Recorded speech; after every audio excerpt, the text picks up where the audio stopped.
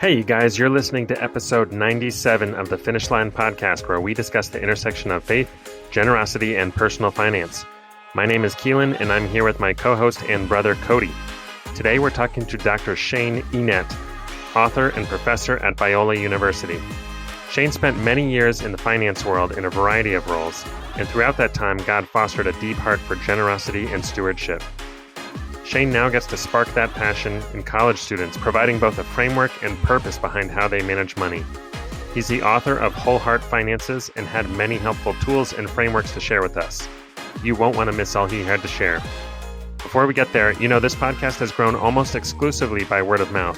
For those of you who have helped us get the message out there by sending a link to a friend or sharing on social media, we just want to say thanks. It really makes an impact. If you think this or any of our other conversations are thought-provoking or inspiring, take a moment and share it with someone. We have been blown away at how God has used some of these stories to make a radical impact in the world of generosity and missions, and you very well may be a link in that chain. All right, let's get to the interview. All right, we're here today with Dr. Shane Enete. Shane, thanks so much for joining us today. Yeah, thanks so much for having me. So why don't you kick us off just telling us a little bit about how your story began and include some of your faith background? I think for me, I grew up in a faith-based home. My parents, they both went to Dallas Seminary. I was from California. Actually, my parents were from California. Then they got saved, went to Dallas Seminary. I grew up, my first 8 years was in Dallas. And when my older sister came running over and she's like, "Ma, I'm fixing to go over yonder." And my parents were like, "We got to get back to California." And so I came to California when I was about 8, and I was a cultural Christian. I was a Christian to please my parents. It was a part to play. And so I remember thinking to myself as I was in middle school that I knew everything there was to know about the Bible. That basically was the level of my faith. So when I was 13, I was in this accident where I climbed the side of the house to get onto the balcony because I'd locked myself out. And I fell 2 stories down onto an iron rod fence. So, I can still feel the wind rushing past my ear. Like I have that memory. And then one of the spikes kind of went in my inner thigh into my stomach and broke off, and God kept me alive. And so through God's provision, I stayed alive and got to the hospital. It was a 16-hour surgery. The doctor was so proud I was still alive, and he wanted to keep the spike. He had it. It had broken off in my body. And I said, "No, that's something that I'm going to keep," so I was 13, and really it's amazing because that was the moment that God became real in my life, because I could sense his presence there, and I'm a very performance oriented person, but I was down to 70 pounds. I had zero to offer anyone.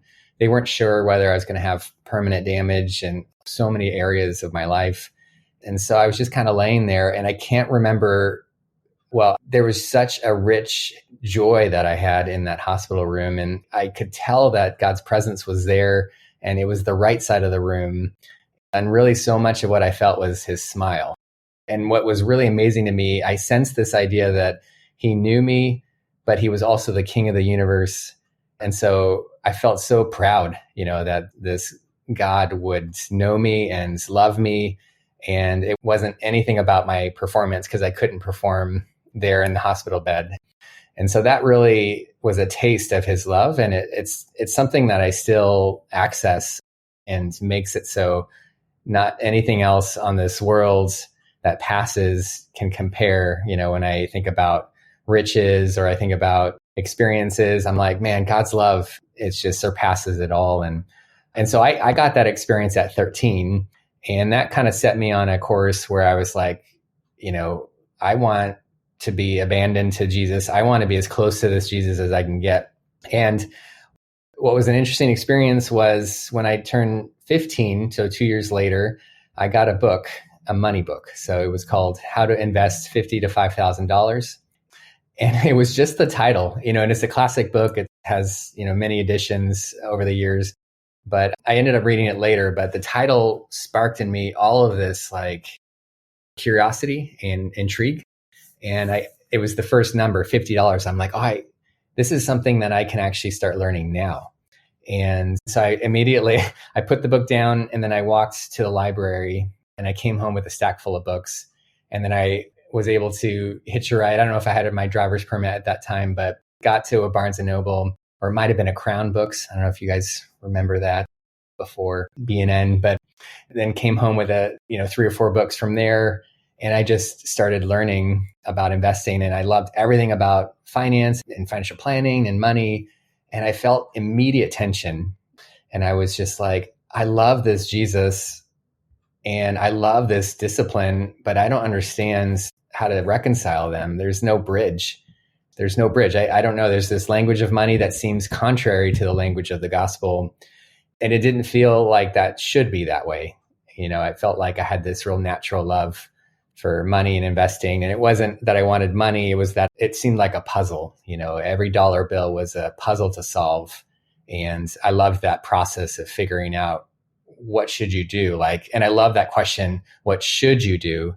It's something, not what gets me the most money, but what's the best? And there's so many things you can do with money and it affects your heart, affects society. It's just, it's endlessly fascinating to me.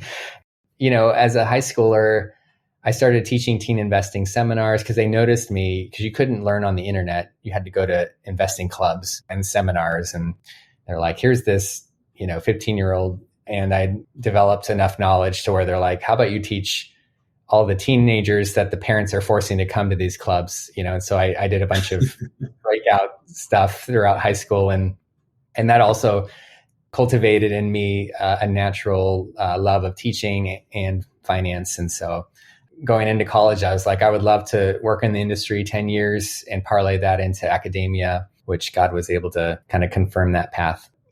But yeah, so right then, as I was in high school, I just sensed that tension and leaned into it, hoping that one day, God could use me to be that bridge, to help create the curriculum where people can learn about money in a way that draws them near to Jesus and not farther away, and actually do it in an honest way. I feel like often it's done in a kind of a sneaky way, but I would love to do it in a way that fully engages the gospel and doesn't sugarcoat anything because of a higher agenda that's different than relationship with the Lord. It's a little bit about, but yeah. Yeah, I think it's uncommon to have that much clarity around what you want to do in life and where you want the focus to be, and also have a scriptural integration like you described that early in life. That certainly wasn't the case for me. And I just can't imagine how different my life would be if it had been. Tell us a little bit more about the early stages of your career, those first 10 years that you described practicing.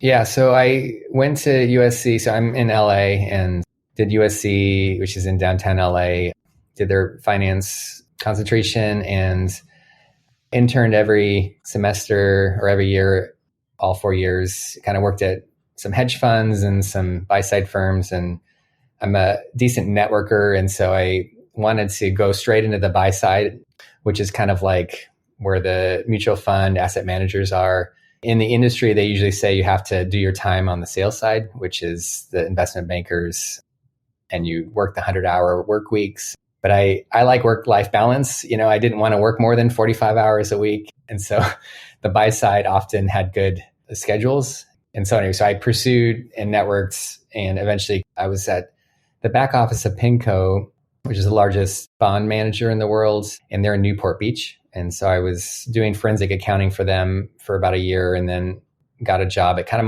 more my dream buy-side job with a company called Brandis Investment Partners, and was valuing insurance companies. And I did a lot of European and Japanese companies. We did a value kind of Graham and Dodd approach, which is where we tried to find undervalued stocks that were out of favor. So I still, to this day, if someone starts hating on a company, I move towards that. I love the hate, and if someone's raining all this praise on a company, I'm like, I'm out, there's no way I want any part of that.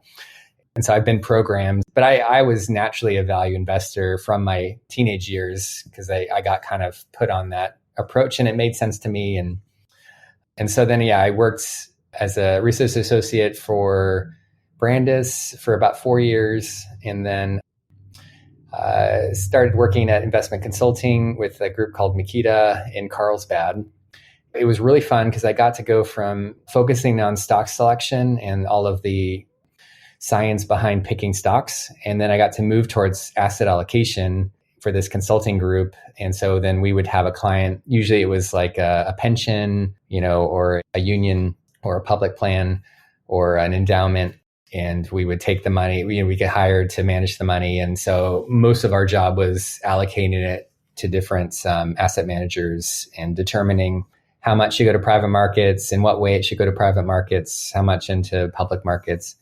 And that I found actually even more satisfying because it seemed to really make a bigger difference for the client's portfolio. Because in the end, if you're an asset manager, you're only a small allocation of their portfolio. And even if you just like kill it, you're not going to really move the needle. And if the stock market's down, you're failing everyone. Whereas in asset allocation, if the stock market's down, as long as you didn't go down as much as everyone else, then everyone high fives you and you feel good. So I enjoyed that process a little bit more. And I had fun clients, like the producer screenwriters of Hollywood. They were really fun. The CalSTRS, which is one of the largest pensions in the country. CalSTRS, is a teachers union in California. And my sister is a teacher in the LAUSD district. And so I got to threaten her that if she didn't treat me well, then I would ruin her retirement. And but so that was kind of, those were my main kind of working places during that 10 years. And I was so eager throughout the entire 10 years to jump into academia, but I knew I wasn't ready. And I got my master's and then eventually started my PhD and then was ready. But yeah, I liked the work, but I like teaching so much more. So I know God got your attention at a young age. As you started to get into the real world, though, and even into academia later on, where did God start to move in your relationship with money? And it sounds like there was some seeds there even really before you were into your career. But how did that evolve alongside your experience in the finance world and beyond? Yeah. So in high school is mostly, let me figure out a way to pick stocks and let me learn a process that seems sound. And I always love to find truth. And it's a fascinating exercise to look at stock valuation, which is so subjective, and see if you can find any objective truths to align to. And that's why I like value investing, because I feel like it moves more towards fundamental objective statements of truth. Like there is a long-term reversion to the mean. That's a truth statement. And marginal revenue should eventually approach marginal costs in most kind of commodity industries, like particularly oil. And so if you give a long enough time horizon, then certain economic realities and the true costs of money and all these different things, you can kind of approach investing with truth. Whereas often with growth investing, as they say, it's more perception, and it's not about whether they're growing. It's about whether they're growing more than everyone thinks they're growing. And it's difficult to actually find truth, particularly if everyone's looking at the same balance sheet and income statement. And then it kind of feels a little bit more like running with the herd. Again, that's not quite my personality. But anyway, all that to say, I was kind of searching for truth as a high schooler. And then in college was when my mind shifted towards with money. And I started to see, as I really dove into scripture, I started to see that, there really isn't tons about investing in scripture. There's not tons about saving and growing wealth. And really, if you are just kind of simple and just look at all the 2,100 verses on money, it seems like the uniform theme is in generosity and giving. And I took that seriously. And I was like, I don't really know anything about giving. And someone had told me that, what you do in college, what you do with a little, it forms you, and it's what you'll do with a lot. And if you give with a little amount of money, you'll give with a lot. If you save with a little, you'll save with a lot. And so it seemed like, oh man, this is a great opportunity to start to experiment, because I don't have much of anything, and figure out what I believe. And really, giving seems so mysterious to me. And I was rejecting the idea of just 10%, because that seemed like not relational. And I took seriously the Apostle Paul's words about, he's like, I'm not commanding you to give. And he never said 10%, and Jesus never said 10%. And so I was like, well, what should we do then if not 10? And so I started doing all these fun experiments with giving. And I have giving experiments embedded in my coursework at Biola, because I was like, I did fun experiments. I want them to experiment while they're a student as well. And so, for example, I'd pray about, like, if I got some money and I knew some money was coming in, like for Christmas or a tax refund or something, if I knew it was coming, I would pray and I'd list the 3 numbers from 1 to 100 that come to my head the first moment I think about it. So I'd have 3 numbers. So right now I'm just going to say it's 33, 25, and let's say 42. And I don't want to think about it. I just want, what are the first 3 numbers? And then I would search the Lord, and those are percentages of giving of the income that's coming in. And so I'd think about each of those 3 numbers. And my focus was, is there any resistance that I have to any of those 3? And then really just seek the Lord and just try to probe, like, who am I in Christ? The great generosity of Jesus towards me, and then try to be okay with all 3 numbers. So once I felt like I truly had kind of surrendered all 3 numbers, then I felt like I was in a good place. And then I would give the number I'd wanted to give, because then I felt like my heart was aligned to the Lord. And so then my desires were his. That was my prayer, And so then that would come up with a percentage. I'd set that money aside. And then I'd pray that God would put people in my path to give that amount. And it was so much fun. You get all these really fun stories of people getting put in your path. And I'll tell one story in a little bit, but the other fun, and there was other things I did with giving in college. So USC is in the inner city, LA. And I actually went there specifically to be closer to the poor. And I wanted to kind of grow in my compassion for the poor. And I loved that I didn't have to leave anywhere, it was in my backyard, And so I experimented with how I wanted to give and relate to the poor and to those who were financially vulnerable around me. And so I didn't like just giving cash. And so I loaded up myself with McDonald's gift certificates, bus tokens, and grocery store gift certificates as well. I feel like I had one more. Oh, maybe a phone thing, because I recognized that all the different stories, they all had those 3 things in common. They were either hungry, or they needed to get a bus to go somewhere, or they needed, I can't remember my third one, but then it just freed me up, and I started setting aside money ahead of time just for general giving to homeless and just for fun giving to family. And so it's like planned, spontaneous giving. For me, I'm a planner, It meant I gave more, but I also had it kind of set aside. So I don't know, maybe true spontaneous giving is where you haven't had it set aside and you give, but it was so fun to have like a pool of money to just give from. That wasn't just church giving. It was like, oh, I'm in this store and that book I know my sister would love. I have money set aside. Let me just give her this fun book, just for no reason, not a birthday or anything. And then for the homeless, like, it was just fun to have things for them. Like, oh, you want bus tokens? Here's bus tokens. Oh, you want food? Here's food, and let's go walk to a restaurant and get something. So anyway, all of that changed and transformed. The more I gave, the more I realized the centrality of giving in all money and financial behavior, and how it just unleashes God's glory in a way that no other financial behavior does. Not saving, not investing, not, and not spending.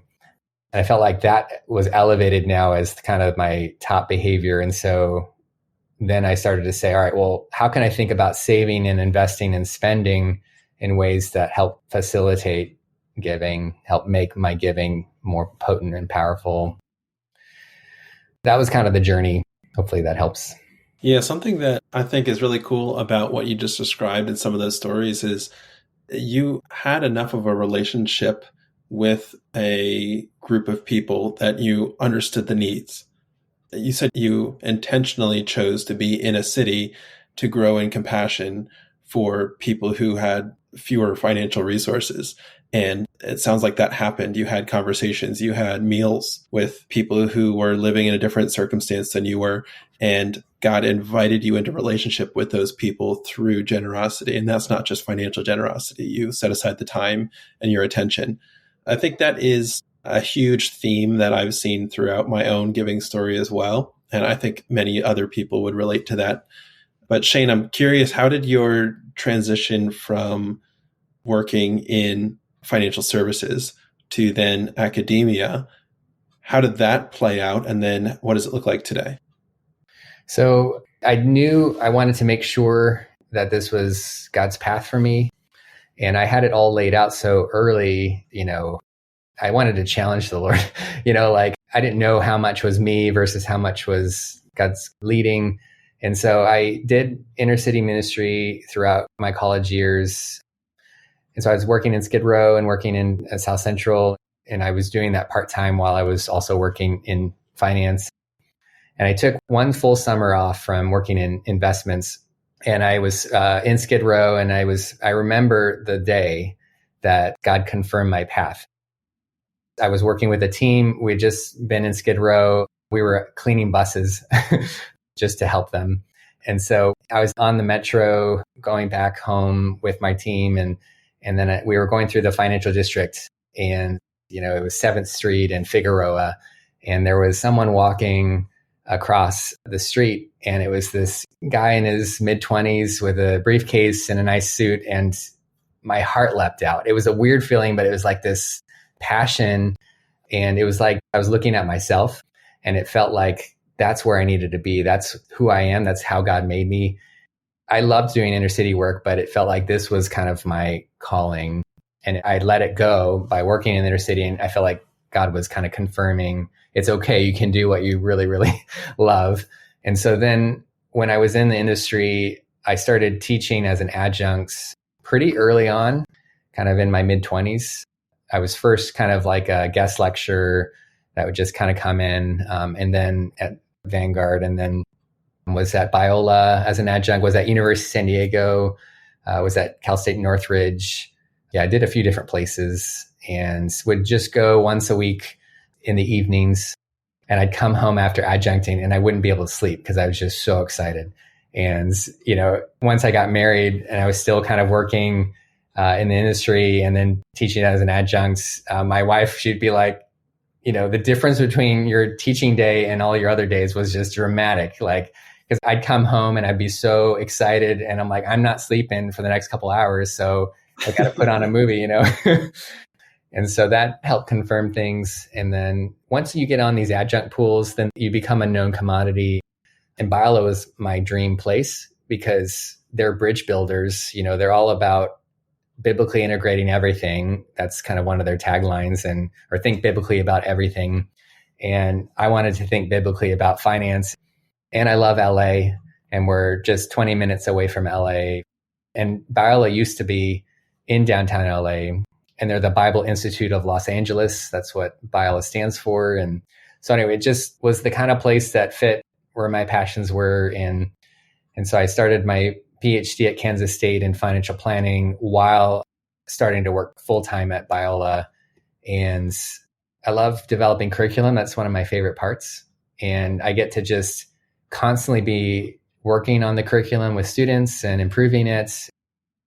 And then I'm also, have started the financial planning program here. And so I'm helping to kind of form and shepherd the next generation of shepherds of wealth. And we're in the midst of the greatest wealth transfer in the history of the world, and it's happening right now. And so every kind of financial planner that I send out who gets formed with a biblical worldview and is integrative in how they think about money and financial planning, like they'll have a pretty big impact on how wealth gets distributed. And hopefully with that biblical worldview, they'll, move towards generosity, move towards God's heart in having us be generous with his stuff.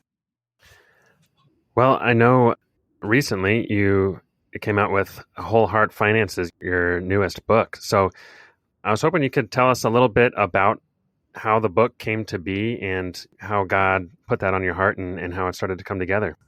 Yeah. So I've kind of wanted to write this book since I was a teenager. And obviously it wasn't a good idea to write a book as a teenager. And I love writing. I love just communicating in a way. Like my PhD dissertation was a fun process. I really enjoyed it. Writing this book was fun. The only problem was I went into, the industry and I didn't have time to write the book. And then I went into academia and I was getting my PhD and had small children. And I'm like, I can't do the book, but I want to do the book, but I got to wait.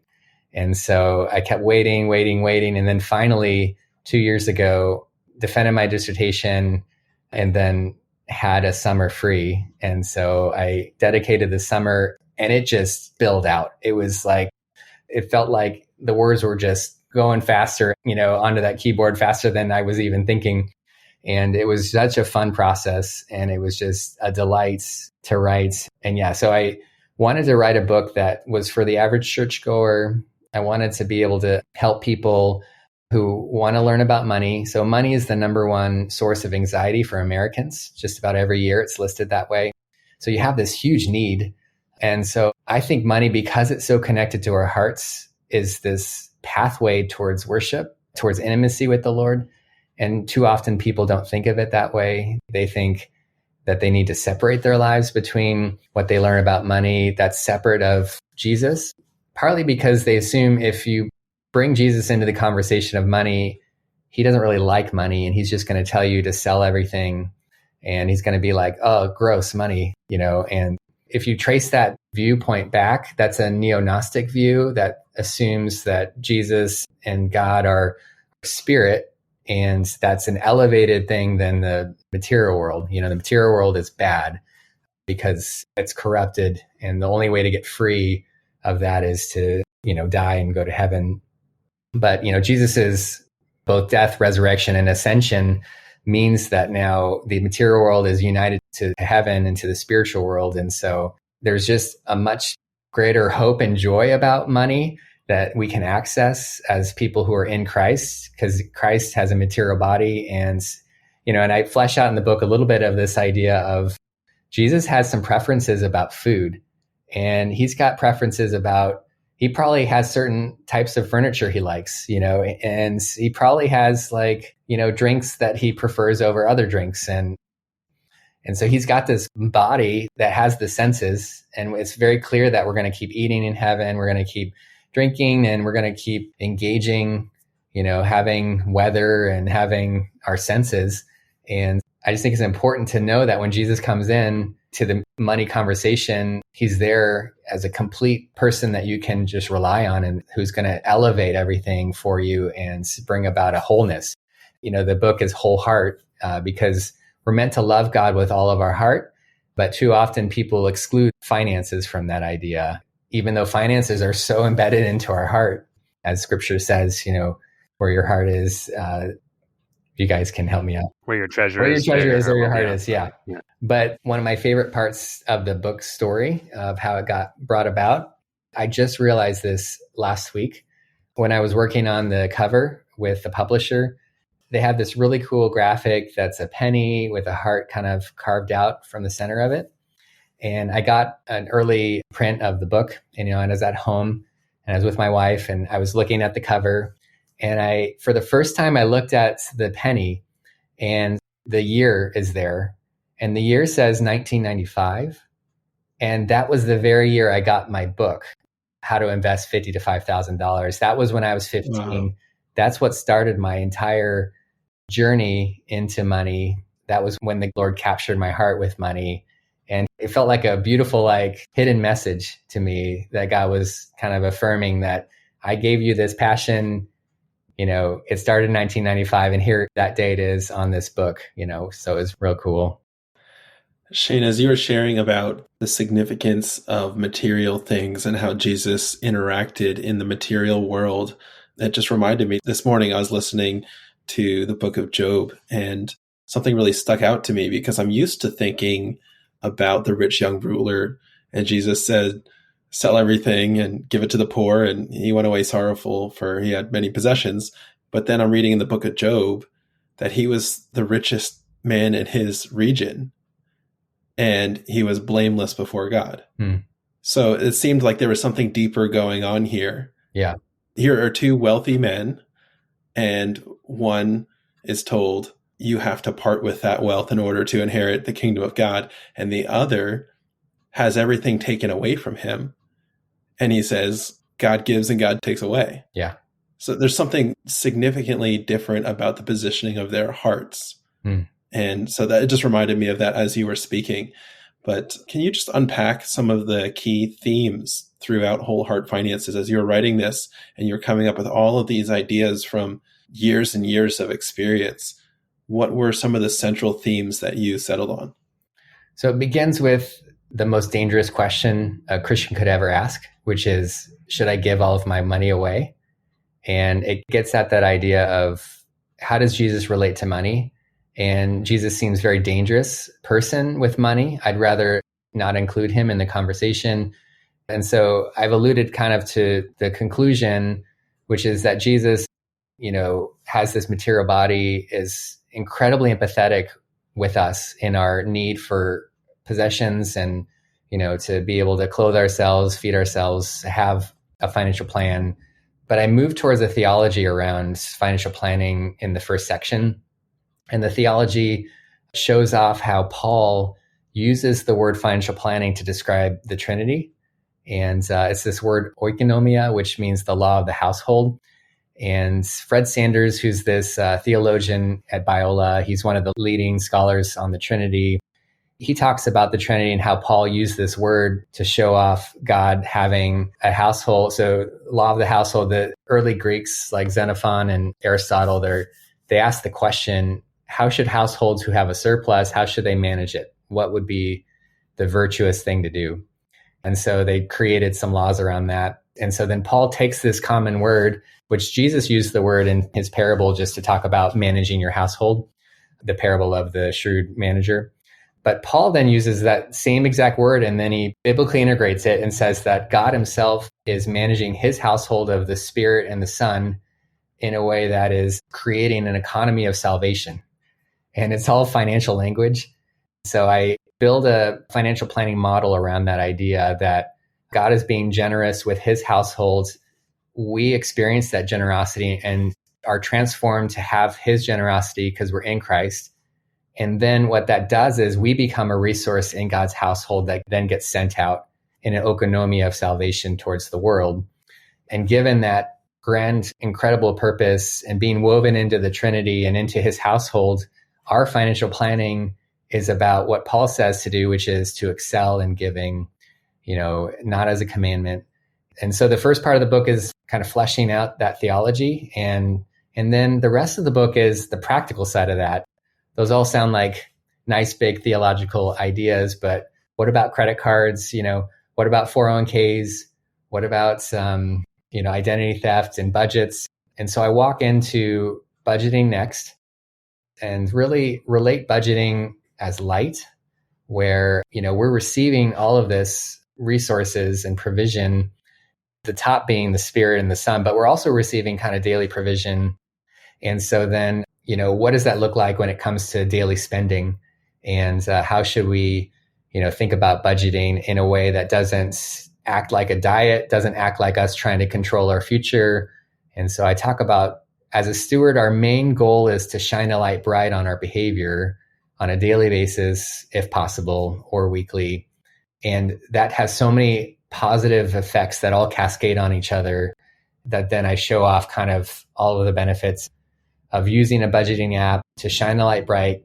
And then it becomes an actual liturgical exercise to just simply track what you're doing with money, because it forms your heart if you track with a sense of gratitude, because it's evidence that God is providing for you when you put in your grocery, when, let's say, Ralph's or Albertsons, some sort of food expense shows up and you categorize that as groceries. That's the moment you see that God provided daily bread. Too often, we don't quite see it. We give thanks as we're eating, but we don't quite see the exact point where God's providing, and that's the money that we're doing. And if you pay your rent or your mortgage payments, that's that moment you get to thank God for shelter. And so if you're doing that daily, you are actually forming your heart towards gratitude, which, we're commanded to do on a daily basis. And then I show off kind of some more advanced budgeting techniques, like using digital envelopes to create greater financial resilience when you do what's called run rate expensing. where you incorporate a lot of things that you don't pay regularly, but lumpy expenses like shoes and DMV fees and car expenses. And so I kind of show off how to do a little bit more sophisticated budget, and particularly pairing that with a budgeting app. And then move on to credit after that, talking about the controversy of credit, whether credit's the devil. And in the end, I call credit, one of your most important assets you could build, and that it's something you need to protect. And that credit, if you do it well, you get lots and lots of people to want to give you money, but you don't ever use it. So credit's something you should build like a tree. It grows slowly over time, but you never chop down that tree. You just let it get bigger and bigger and bigger, get your score into the 800s, and then all of this fruit starts raining down over time. And some of that fruit might be, the lowest possible mortgage, which ends up saving you hundreds of thousands of dollars. It also might be access to better properties because landlords care about your credit. It also might be better credit card reward programs and things. But just trying to teach people about how credit works, how it's needed to be protected, and how you should fear borrowing and never actually borrow, but just build credit so you have a great reputation, but then don't use it because that's going to end up hurting your ability to have all these benefits over time. And how to process like identity thefts and some of the other issues about credit. And so credit, you need to think about from a whole heart perspective, because if you don't treat it well or respect it or fear it, then you end up becoming beholden, slave to another.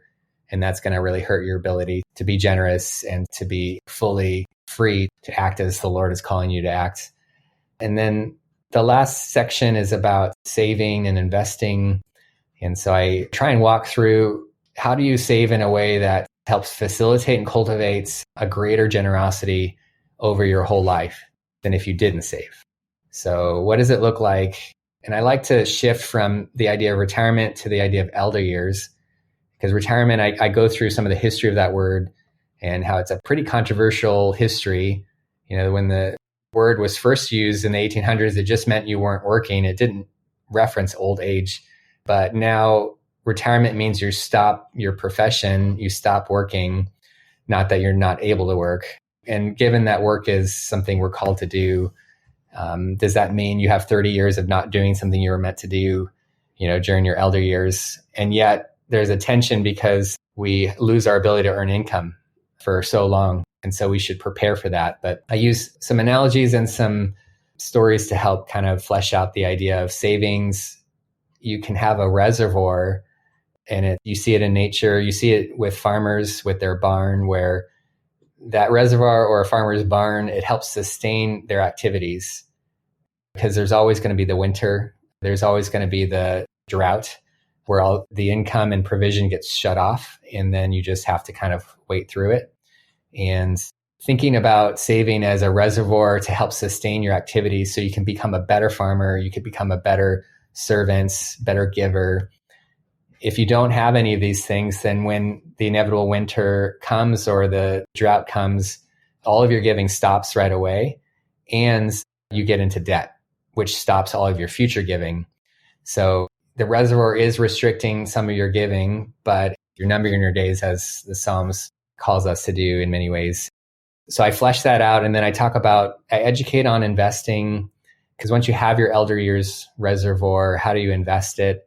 So I'll educate on that. And then I move towards the new movement of redemptive investing and faith-driven investing, and trying to educate on the tension of, investing creates culture. And so you can create good culture or bad culture with your savings. And you should be careful on how you're saving, what you're investing in.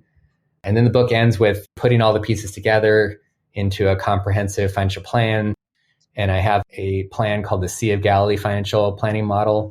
And the goal is to have an outflow like the Sea of Galilee does, where we use our reservoir of saving and our consumption in a way that lets us excel in giving, whether that's more spending, more saving, or less spending, less saving. Our goal in all of it is to sustain and excel in our giving over our whole lifetime.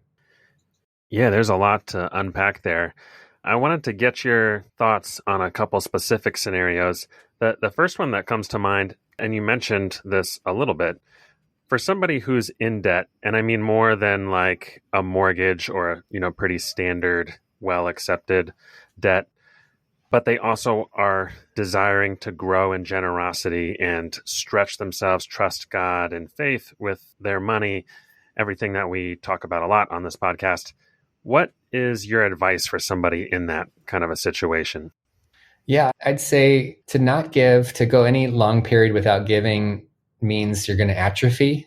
Giving is like a muscle. And if you go too long without giving, you atrophy. And the longer you go and the less you give, the harder it is to get it going again. It works just like how our muscles work. So I would never want someone to not give, regardless. If they're receiving, they should be giving. That's kind of like a basic posture. If what we have has been given and the giver, we should then ask what the giver wants, and the giver wants us to kind of replicate and imitate that generosity. I think it would just be very soul crushing if you went, let's say 5 years because you want to repay your debt and you didn't imitate God's generosity because you're trying to get rid of the debt. It would just be so hard on your soul. I just feel like your walk with the Lord would really suffer. And then when you do start to try and jumpstart your giving, it would be incredibly painful because, again, I think it's a muscle that grows stronger over time the more you do it. So I tend to think you give the amount then, should be between you and the Lord. It can be small, it can be large. There's always a good case for not giving too much, when you're in debt, because all your decisions aren't fully your own. You are now beholden to another person. So there is a certain responsibility with that. But yeah, it's the same with like a church. Some people will be like, why are you giving our money that we're giving to you? And the church just says we should be giving because don't rob us from this. We're meant to give. If you receive, you should give. But the amount, I couldn't tell you the amount. I think it would all depend on everyone's circumstance, but definitely would encourage people to keep giving and enjoying the Lord in that way. In a similar kind of vein as what Keelan just asked about, I'm thinking about people who are in retirement, who may not be earning income from a salary or from work directly. This is something that came up when we first started the Finish Line Pledge, and we had a curriculum. We were taking small groups through what we call the Sprint program. And one of the first questions we got was, well, I'm retired. How do I interact with generosity in the same way that you would, towards the beginning of your career? It just feels completely different. What advice do you have for someone in that position? So if you're receiving, so much of it would depend on how the nature of their income, is it coming from a pension or annuity? Is it just Social Security? Are they making distributions out of a IRA? In the end, the tactics, I think, could vary quite a bit, but the heart should be to excel in giving. You have your total retirement assets that you're living off of, or your stream, of annuity payments. And what does it look like for you specifically in your life to excel in giving? For some, that's going to look some way, and for others, it's going to look another way. And people who are in small remote villages, it's going to look way different for them versus someone in a city. And people on fixed income versus people who are, in an investment strategy or in trusts or whatever. But I love just that challenge. And I think Paul just is so brilliant how he told people, he's like, this isn't a command, but please just excel in giving. Just that's the thing. And he didn't just say excel in giving. He said excel in the grace of giving. So he emphasized that this isn't like a law. This is like something that's relationship. And so there's not a one size fits all. It's not a do 10% or die. It's just, what would it look like for you to excel? Not just be good, but actually excel. I know when I'm not excelling, for me, what that looks like. And so I always kind of want to push it because, I want to excel. I want that to feel like I'm doing excellent and not just getting by. I guess digging into that a little bit more. So let's say in the scenario that somebody is living primarily off like an IRA or 401k type situation, I think one of the challenges for somebody in a non-income generating years, as in salary or something like that, is they can see the whole picture of what they have to sustain them for however many years they have left, which is also a big unknown. And so it's one thing to give, when you're 20, 30, 40, and, whatever I give now, I'm going to make some more money next week or in the week after and the week after. And so it's more of like a cash flow kind of giving. And then switching that into like this is it. And even if it's a large, this is it, it's still a theoretically kind of a fixed, in a sense. Obviously there's, investment returns, lots to go into it, but it does kind of change the mindset in giving. And so, how would you approach that kind of a situation, both trying to be wise in terms of making sure you can support yourself, your family, or at least yourself and your spouse at that point, but also wanting to, step deep into generosity in, your final lap, the last years you have to make an impact on earth and to, really push it to the max in a sense. Yeah. So the book talks about, most people, when they think about giving, they have one idea, and that's first fruit percentage, just take a percentage of whatever paycheck comes in. But there's actually 8 different ways to give. And I think if I was talking to someone, who had that second stage and, they can see the total amount of money they have to live off of, and they can see that it's all, kind of a zero sum, in many ways. And I would want to show them all the 8 systems of giving and see which one aligns to their personality the best. First fruit probably makes more sense for, a wage earner, and it aligns to that way of living. But there's other ones, like one of the coolest giving systems that I think could really light the fire of someone to where it feels good. They're not compromising themselves, but they can lean into a generous lifestyle, is the giving circle, where you just get a bunch of people together who are all like-minded, and you give into a pool, and then you all do the same thing. So like a Bible translation or helps do assisted living or whatever it could be. That would involve community. And the more you get involved in a community, the more you're going to have resources that are naturally available to you. If for whatever reason you end up giving more than, and you get in a bind. What's interesting is, so some scholars have said that when Paul started his letter, it was a big fundraising campaign. And so he's trying to raise money for the Christians in the Jewish church or in Jerusalem. And they say that the reason he's needing to raise money is because the Christians were so generous. So they put themselves in a bad spot because they gave too much. And so some people have said, like, well, if they weren't so generous, then Paul wouldn't have had to go out and raise all this money. Like, it would have been better for them not to have given so radically, because how annoying that Paul has to go around and ask all these people for money, And I just think for a retiree or a person kind of in their later years, like a giving circle would be a neat way of kind of being together with people, not just like I'm all alone giving a percentage of my income. But there's other ones too. There's, like residual income is where you pay for all of your critical life needs and then whatever's left over. So you can kind of make it a goal to live below your means. And I mean, it's very similar to finish line idea, but just on a micro level, So instead of first fruit, it's residual. I like doing both first fruit and residual because they hit different parts of your heart, There's giving goals, which are really fun, where you just work towards a goal. And so I have my goal. My goal is I want to give $1 million by the time I turn 70. So I met Jim Carrey when I was working room service just out of college. He's like one of my favorite actors. And I learned a story about him. He didn't tell me when I met him, but he said when he first started his career, when he was just broke in his 20s, he wrote a check for $1 million and he put it on his mantle. And he said, my goal in life is to cash this check. And, I just think it's so fun. Like what I did is I said, here's $1 million. My goal in life is to be able to say that I gave $1 million before I retired. And that's highly motivating for me. And that means I get to kind of give in spurts. And every time we reach a milestone, we throw a party, so like when we hit $250,000, we threw a party. And once we hit $500,000, that's going to be a bigger party. It's just like, it hits different things. So the giving goal fires me up quite a bit. I think the giving circle could fire others up. And there's more that the book mentions the other ones, but I would just want to go through those systems and see if that would really spark someone and help them not feel as vulnerable. I'm curious now, do you know the others off the top of your head?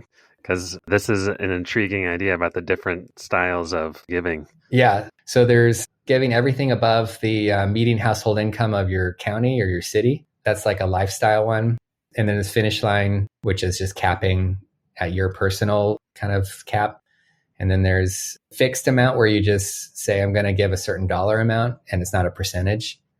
And then goal and residual, first fruit, circle. There might be one I'm missing, but yeah, that's off the top of my head. Yeah, that's interesting. That's a good framework to kind of think about it because, we talk to all these different people who giving is a big part of their lives and their stories, and they all do it a little bit differently. I think God does. Obviously, we're big fans of a good old financial finish line, yeah. But God kind of draws each of us a little bit differently, and our circumstances are different. Some people are on a W-2 income. It's very predictable. Other people, own a business and it's very unpredictable. And there's all kinds of different ways that God works through those different things. But that's cool. I like that. Cool. Well, Shane, what are you most excited about when you think about the next 5 or 10 years in your life? I'm excited about this book launch. So April 24th, just excited to get it out into the church, and I'll be going around to churches. And, I really want to just provide pastors an alternative choice when it comes to financial education for their congregants. And there are choices, but it's just kind of nice to just provide another one for them. And this one is coming out of Biola. It's coming out of a non-financial professional. So, and the book's owned by my nonprofit, so I don't profit from it if it does do well. And it just feels neat to provide pastors and organizations a resource that's not where the speaker or the educator is an educator and not someone trying to build their business. And I'm really excited about it's going to be translated in Spanish in the fall. And I've done a decent amount of work in some of the large churches in downtown LA. And it's like such an incredible area of need for the Spanish speaking community to get financial education. And for me to be able to help in that way. And I'm not a native Spanish speaker, but my dream would be that I'd provide this curriculum. It would really help. And then someone would rise up who is a Spanish speaker that would kind of take the reins. And so I'm excited about that. And then I'm going to be writing a book this summer on, 8 great money dates. There's a big need for premarital, marital help on a way to grow closer together, but also with Jesus, with money. And so much of the resources, they're either just devotions or they're just doing very specific things with money. But I would love to have something that's both. And yeah, there's more, but I'll stop at it there. And where can people find your book and find more about you if they're looking? Sure. Whole Heart Finances is on Amazon. If you go to Tyndale's website, that's there as well. But Amazon's probably the best, be a Kindle or a printed book. And then for me, LinkedIn is my most active social media. So if you look me up on LinkedIn, I am starting to build out more of a social media presence. This spring break, I'm going to film some TikToks and try and see if I can go into that world.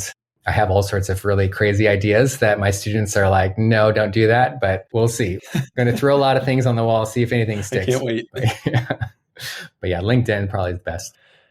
Well, Shane, we end every episode here with one practical action for our listeners that they can use to step into their role as stewards and to manage God's wealth wisely.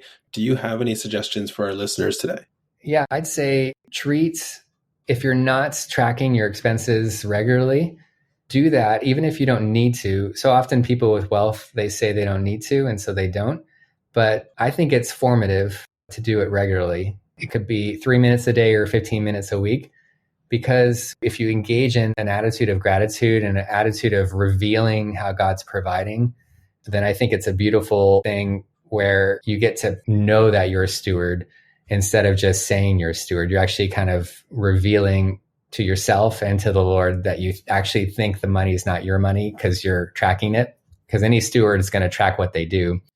And so apps make things easy. There's the FaithFi app, there's YNAB, which is you need a budget. They'll make all your transactions just come automatically, and then you can just categorize them. And that's it. That's all you really have to do. But as you categorize them as grocery expense or restaurant expense, just take that moment to express gratitude. And really, it starts to transform how you relate to money. A very simple thing, but I think it's incredibly useful. And then you have all this data for later if you want to actually create really cool spending plans. But that very basic nature, I've had people tell me that's not needed. That's, a big waste of time. Robert Frost even has a poem about how evil it is to track expenses. And I'm just like, well, I want to be a steward. And I think a steward would have a book that would track what I'm doing. And if you are grateful as you do it, it is a part of my quiet time because it draws me so near to the Lord to just express gratitude for Costco, express gratitude for this Amazon purchase, even the hard things, just to see God in it. That's what I would recommend. Yeah, that's awesome. Well, if you're listening to this right now, go ahead and pick up a copy of Whole Heart Finances. It is out now. I know that you'll be blessed. I got a chance to read it before it actually came out. So, Shane, thank you so much for writing that book and for joining us tonight and sharing a little bit more about yourself and that whole process and some of the lessons that the Lord's given to you around finances. Oh, yeah. Thank you so much for having me. It's been a pleasure. Hey, thanks so much for listening to the show, guys. If you want to find any references or links from today's show, you can always find them in our show notes at finishlinepledge.com/episode 97. Before we finish up, I have a quick question for you. Have you ever stopped to answer the question, how much is enough? A financial finish line is designed to help you do just that. Our 90-day Finish Line Pledge breaks down the process into 3 easy steps. Step 1, define how much is enough for you and your family to spend in a single month, and use that as your monthly spending budget for 90 days. Step 2, as God provides money to manage, set aside any margin outside of your finish line into a separate bank account. And step 3, after 90 days, explore the many ways you can use that margin you've set aside to create joy, purpose, and impact in God's kingdom. Want to learn more? Check out our website at finishlinepledge.com. That's all we have for today. We'll see you next time.